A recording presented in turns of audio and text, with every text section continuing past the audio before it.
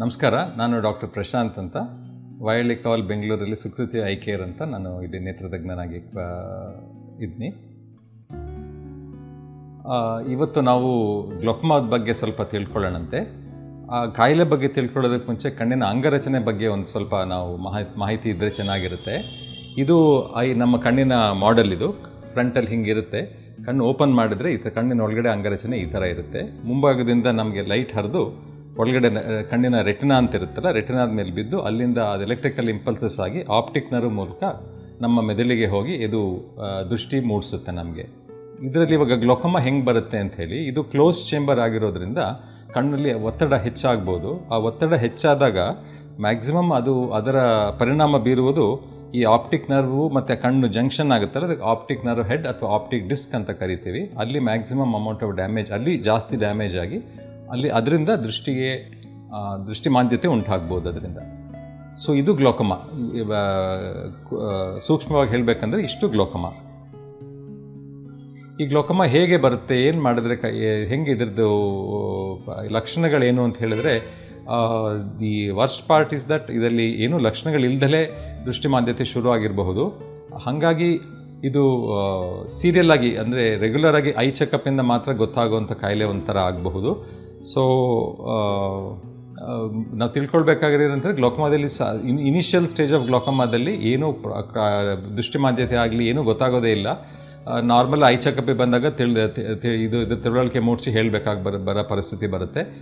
Glaucoma ಇದೆ, ದೃಷ್ಟಿ ಮಾಂದ್ಯತೆ ಬಂದುಬಿಟ್ಟಿದೆ ಅಂತ ಹೇಳಿದ್ಮೇಲೆ ಅದನ್ನು ಡಯಾಗ್ನೋಸ್ ಮಾಡಿದ ಮೇಲೆ ನಮಗೆ ಹೆಚ್ಚಿಗೆ ಅದನ್ನೇ ನಾವು we cannot conserve the too much of vision once the glaucoma ಭಾಳ ಅಡ್ವಾನ್ಸ್ ಸ್ಟೇಜಿಗೆ ಹೊರಟೋದ್ಮೇಲೆ ಜಾಸ್ತಿ ನಾವು ದೃಷ್ಟಿನ ನಾವು ಕಾಪಾಡಲಿಕ್ಕೆ ಆಗೋದಿಲ್ಲ. So the best thing is to ನಾವು ಸ್ಟಾರ್ಟಿಂಗಲ್ಲೇ ಎಷ್ಟು ಬೇಗ ಆಗುತ್ತೋ ಅಷ್ಟು ಬೇಗ ಗ್ಲೋಕೋಮಾ ಇದೆ ಅಂತ ಕಂಡು ಹಿಡ್ಕೊಂಡು ನಾವು ಮುಂದುವರಿಯೋದು, ಅದಕ್ಕೆ ತಕ್ಕನಾಗಿ ಟ್ರೀಟ್ಮೆಂಟ್ ಮಾಡೋದು ಬಹಳ ಮುಖ್ಯ.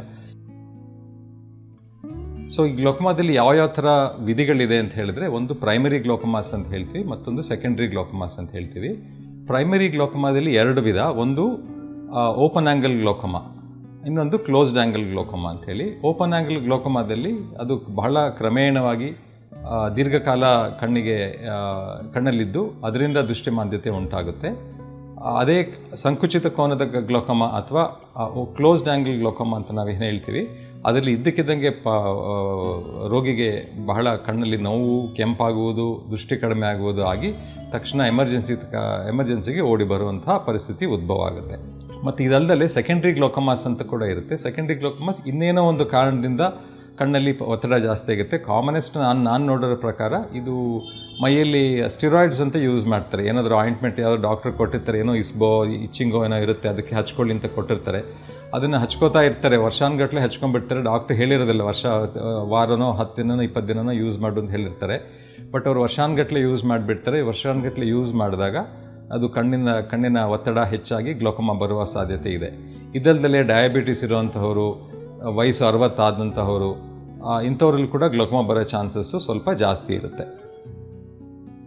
ಇದನ್ನು ಹೇಗೆ ಡಯಾಗ್ನೋಸ್ ಮಾಡ್ತೀವಿ ಅಂತ ಹೇಳಿದ್ರೆ, ಸಾಧಾರಣವಾಗಿ ಚೆಕ್ ಮಾಡೋಕ್ಕೆ, ಸಾಧಾರಣವಾಗಿ ಐ ಚೆಕಪ್ಪಿಗೆ ಬಂದಾಗ ನಾವು ನಾರ್ಮಲಾಗಿ ಎಲ್ಲ ರೋಗಿಗಳಿಗೂ ಒಂದು ಇಂಟ್ರಾಕ್ಯುಲರ್ ಪ್ರೆಷರ್ ಅಥವಾ ಕಣ್ಣಲ್ಲಿ ಒತ್ತಡ ಎಷ್ಟಿದೆ ಅಂತ ಹೇಳಿ ಮೆಷರ್ ಮಾಡಿ ನೋಡ್ತೀವಿ.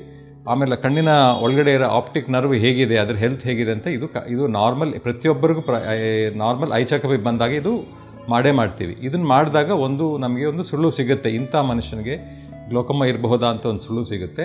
ಆ ಸುಳ್ಳು ಸಿಕ್ಕಿದಾಗ ನಾವು ಅದು ಬೇರೆ ಚೆಕಪ್ಸ್ ಲೈಕ್ ವಿಜುವಲ್ ಫೀಲ್ಡ್ಸ್ ಆಗಲಿ, ಗೋನಿಯೋಸ್ಕೋಪಿ ಅಂತ ಆಗಲಿ, ಅಥವಾ ಆಪ್ಟಿಕಲ್ ಕೊಹರೆನ್ಸ್ ಟೊಮೊಗ್ರಫಿ ಅಂತ ಆಗಲಿ, ಇದೆಲ್ಲ ಮಾಡಿಕೊಂಡು ಇಂಥ ಮನುಷ್ಯನಿಗೆ ಗ್ಲೋಕೋಮಾ ಇದೆಯೋ ಇಲ್ವೋ ಅಂತ ಒಂದು ದೃಢಪಡಿಸ್ಕೊಂಡು ಅದರ ನಂತರ ಅದಕ್ಕೆ ತಕ್ಕನಾಗಿ ಟ್ರೀಟ್ಮೆಂಟ್ ಮಾಡಬೇಕಾಗತ್ತೆ.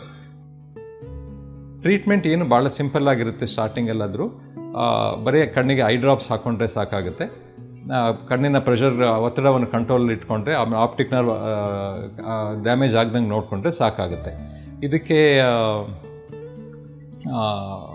ಒಂದು ಅರ್ಲಿ ಡಯಾಗ್ನೋಸಿಸ್ ಅಂತ ಹೇಳ್ದಂಗೆ, ಮತ್ತು ಟ್ರೀಟ್ಮೆಂಟ್ ಸ್ಟಾರ್ಟ್ ಆದಮೇಲೆ ರೆಗ್ಯುಲರ್ ಫಾಲೋಅಪಲ್ಲಿ ಇದ್ಕೊಂಡು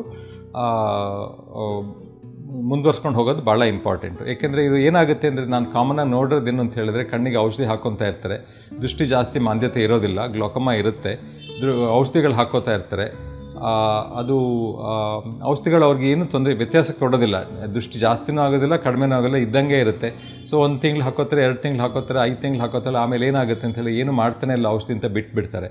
ಇದು ಬಹಳ ಡೇಂಜರಸ್ ಪ್ರಾಕ್ಟೀಸ್ ಇದು. ಹಾಗೆ ಬಿಟ್ಟು ಒಂದು ವರ್ಷನೋ 2 ವರ್ಷನೋ 3 ವರ್ಷನೋ ಆದಮೇಲೆ ದೃಷ್ಟಿ ಮಾಂದ್ಯತೆ ಉಂಟಾಗಿ ಅದಕ್ಕೆ ನಾವೇನು ಮಾಡದಿರೋಂಥ ಪರಿಸ್ಥಿತಿ ಬಂದುಬಿಡುತ್ತೆ. ಸೊ ಇದು early stage of glaucoma treatment. Later on ಸ್ಟೇಜ್ಗಳಲ್ಲಿ ನಮಗೆ ಲೇಸರ್ ಆಗಲಿ ಮತ್ತು ಆಪ್ರೇಷನ್ಗಳಾಗಲಿ ಇರುತ್ತೆ, ಅದನ್ನು ಕೂಡ ಮಾಡಿ ಗ್ಲಾಕೋಮಾನ ನಾವು ಕಂಟ್ರೋಲಲ್ಲಿ ತೊಗೊಂಡು ಬರಬಹುದು. ಇದು ನಾನು ಹೇಳಿದ್ರೆ ವಾಟ್ ಟು ಎಕ್ಸ್ಪೆಕ್ಟ್ ಅಂತ ಹೇಳಿ, ಗ್ಲಾಕೋಮಾ ಟ್ರೀಟ್ಮೆಂಟಿಂದ ಏನು ಎಕ್ಸ್ಪೆಕ್ಟ್ ಮಾಡಬೇಕು ಅಂತ ಹೇಳಿದ್ರೆ ಇದರಲ್ಲಿ ಏನು ಎಕ್ಸ್ಪೆಕ್ಟ್ ಮಾಡೋಕ್ಕಾಗೋದಿಲ್ಲ. ಪೀರಿಯಾಡಿಕ್ ಐ ಚೆಕಪ್ಸ್ ಭಾಳ ಇಂಪಾರ್ಟೆಂಟು. ನಾವು ಹಾಕೋತಿರೋ ಡ್ರಾಪ್ಸ್ ಕೆಲಸ ಮಾಡ್ತಾ ಇದೆಯಾ ಇಲ್ವೋ ಅಂತ ತಿಳ್ಕೊಳ್ಲಿಕ್ಕೆ ಪೀರಿಯಾಡಿಕ್ ಐ ಚೆಕಪ್ಸ್ ಮಾಡಿಕೊಂಡು ನಾವು ನಮ್ಮ ಕಣ್ಣನ್ನು ಕಾಪಾಡ್ಕೋಬಹುದು. Thank you so much.